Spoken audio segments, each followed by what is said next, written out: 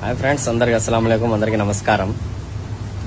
ఈ మధ్య ఒక వింతగా అయితే జరుగుతూ ఉండదు ప్రస్తుతానికి సమాజంలో. ఏమిరా అంటే ఆడబిడ్డలు మొగుళ్ళను చంపేసుకుంటా పోతున్నారు. ఎందుకో నాకైతే తెలియట్లే.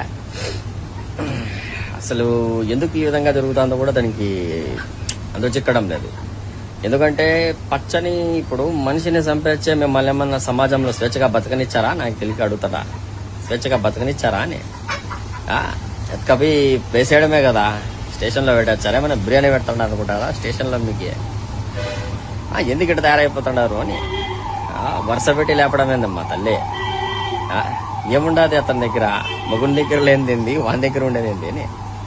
పచ్చగా లక్షణంగా సంసారాలు చేసుకుని బతుక్కోకుండా లేనిపోని అగచాట్లు ఎందుకు పడుతుంటారు నాకైతే అర్థం కావట్లే. జరి జీవితం అంతా అందంగా ఉంటుంది అనుకుంటుంటారు వీళ్ళు. సత్య సమాజం వీళ్ళనేమన్నా కిరీటం పెట్టామన్నా అవార్డులు ఇచ్చాదా అని. వరుస ఘటనలు, 1, 2 కాదు, వరుస ఘటనలు. ఇది ఏ విధంగా పోతుందో ఎవరికైతే తెలియట్లే.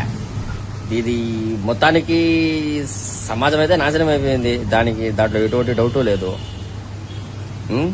దాంట్లో ఈ హయ్యర్ అఫీషియర్ గా ఈ కొంతమంది ఆడబిడ్డలు అయితే మరీ ఘోరంగా తయారైపోయినారనమాట. మొగుళ్ళని చంపేయడాలు, చాటింగులు, అసలు ఏందిలే రచ్చ. అది పెద్ద రచ్చగా ఉంది ఇప్పుడు ప్రస్తుతానికి.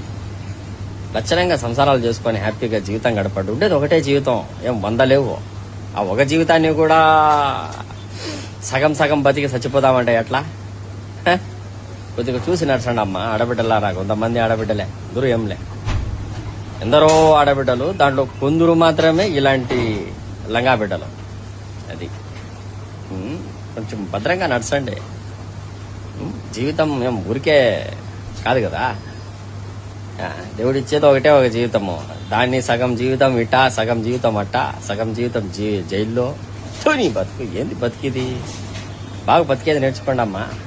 ఎందుకు చంపేచ్చండారు? లేదంటే వదిలి పారేయండి ఇవన్నీ. వాడు బతుక్కుంటాడు, నీ బతుకు నువ్వు బతుకుని సావు.